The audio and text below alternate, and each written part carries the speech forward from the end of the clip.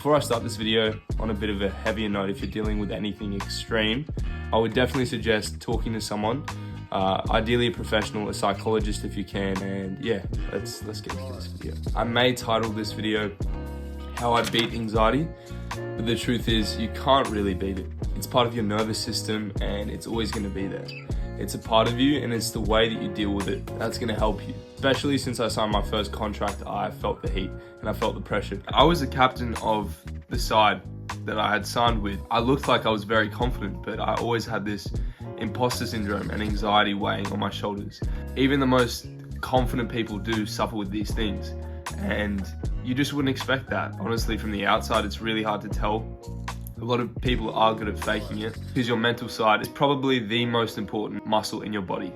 I don't know if it's a muscle, but anyway, we move on. That's one of the most important things I want you to get out of this video. There are tools like mindfulness, visualization, even meditation. I've tried those things and they actually really do help. So I know it sounds bullshit and it sounds cliche. You're probably like, this guy's just waffling on, but I really do think it's worth trying. If you are suffering with anxiety, taking it seriously and committing to this for even a week, and see if anything improves. I'm so glad that I took the time to do that, because even though I'm not taking football as serious as I used to, I've learned so many important things and I feel much more at ease with my anxiety and much more confident as a person, and I no longer have that imposter syndrome. Even when I go to job interviews in different industries, like business for example, I have that confidence and I have that belief in myself because of the game. So even if you're working on these things and you're not sure if you'll use it for the future in football, I just think it's worth it for your life. So I guess the main thing that helped me resolve my anxiety is honestly staying in the present moment. What actually helped me the most, I would say, is having another hobby outside of the game.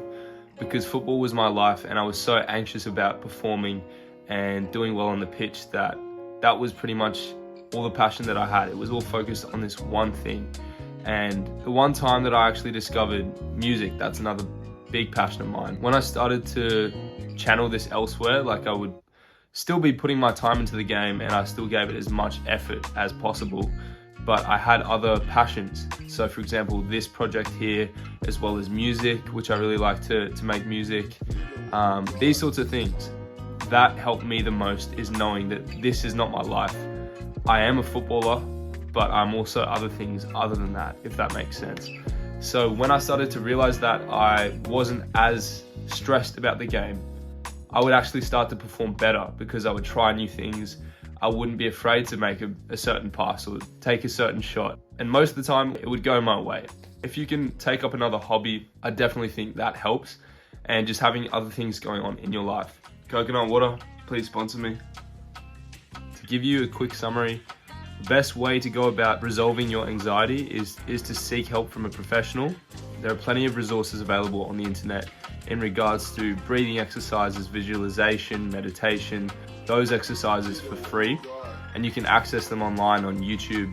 Just make sure they're from credible sources. Remember, it's not just you. Many people have this issue and it's definitely worth working on. Thank you for watching the video. I hope this helped out, and maybe subscribe if it did, and I'll see you in the next one.